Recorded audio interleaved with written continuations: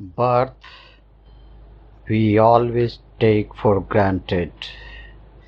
Nobody asks from where the babies are coming. Death we never accept because we are so much afraid of it. There is not a single philosophy in the whole history of man which thinks about where the babies come from. But there are philosophies and philosophies thinking about what is dead,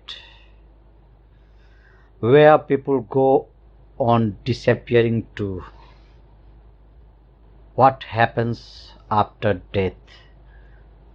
In my whole life, I have come across millions of people, and not a single person has asked what happens before birth, and thousands have asked what happens after death.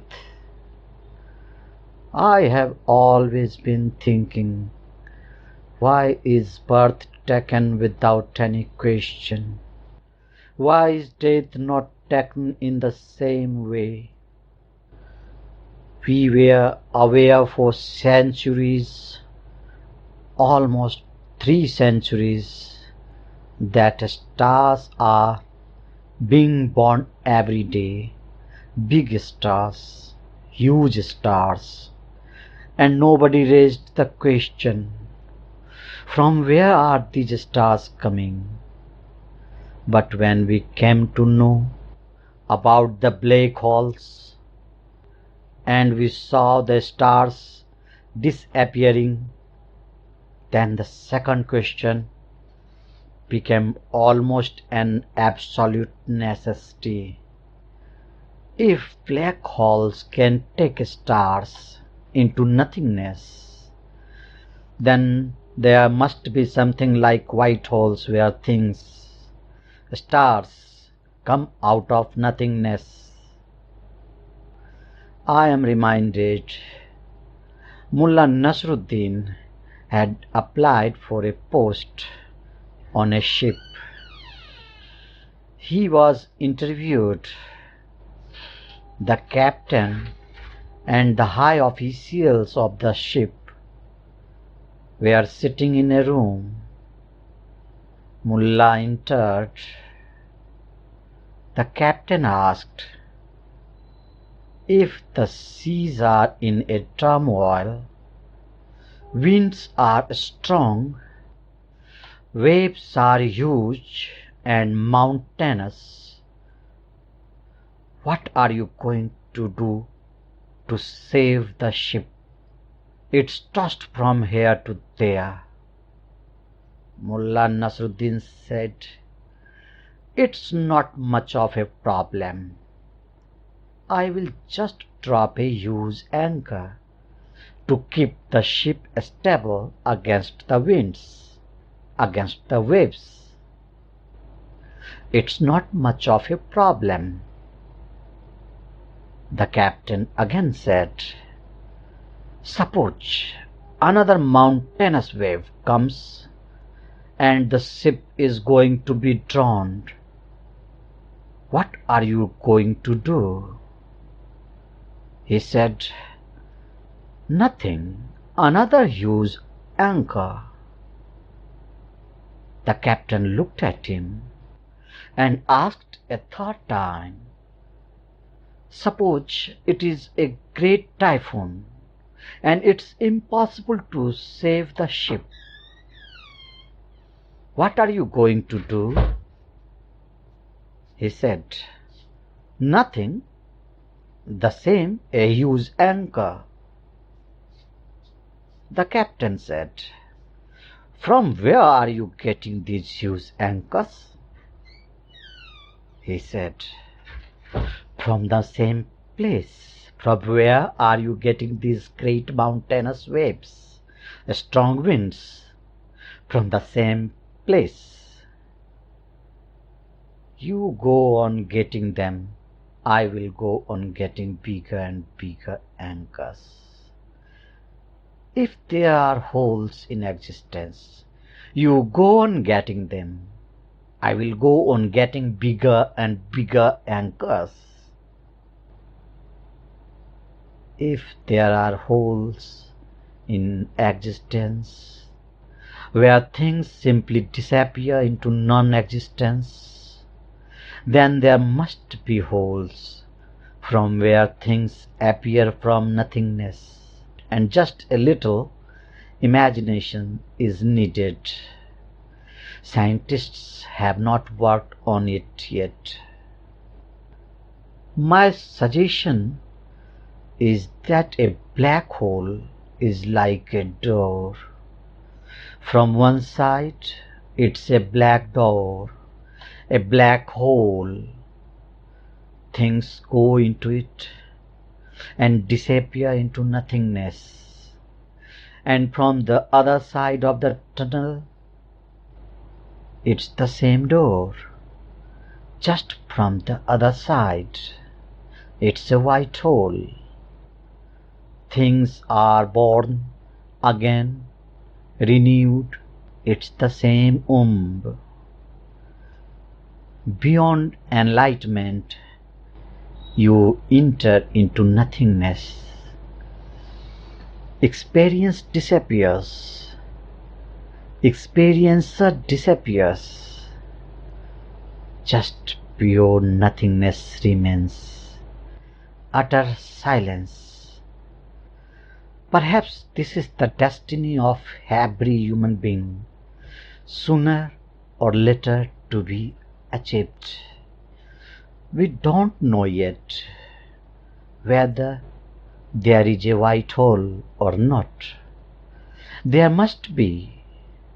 Just as you enter beyond enlightenment into nothingness, there must be a possibility of coming out of nothingness back into form, back into existence, renewed, refreshed, luminous, on a totally different plane. Because nothing is destroyed, things can only go into a dormant state. Things can go only into deep sleep. Then in the morning, they wake up again. This is how the existence goes on. In the West, this idea has never happened in the 2000 years history of philosophy. They only think of this creation. Who created this? And they get into trouble because whatever the answer is, it is going to create more questions. In the East, we have a conception of circles of existence and non-existence, just like day and night. Creation is followed by decreation. Everything goes into nothingness, just as day is followed by night, and everything goes into darkness. And the period is going to be the same. As long as the creation is, so is the resting period going to be. And again there will be a creation of a higher order. And this will go on from eternity to eternity. Creation, decreation, creation, again decreation. But each time the morning is more beautiful. Each dawn is more colorful, more alive. The birds are singing better. The flowers are bigger, with more fragrance. And the East has a tremendous courage of accepting the idea that this will go on forever and forever. There has never been any beginning, and there will be no end. After enlightenment, you have to disappear. The world is left behind, the body is left behind, the mind is left behind. Just your consciousness as individuality is still there. To go beyond enlightenment is to go beyond individuality and to become universal. This way, each individual will go on moving into nothingness, and one day the whole existence moves into nothingness, and a great peace, a great night, a deep dark a great awaiting for the dawn, and it has been happening always. And each time you are always born on a higher level of consciousness. Enlightenment is the goal of human beings. But those who are enlightened cannot remain static. They will have to move. They will have to change. And now they have only one thing to lose, themselves. They have enjoyed everything. They have enjoyed the purity of individuality. Now they have to enjoy the disappearing of individuality. They have seen the beauty of individuality. Now they have to see the disappearance and its beauty, and the silence that follows, that abysmal serenity that follows.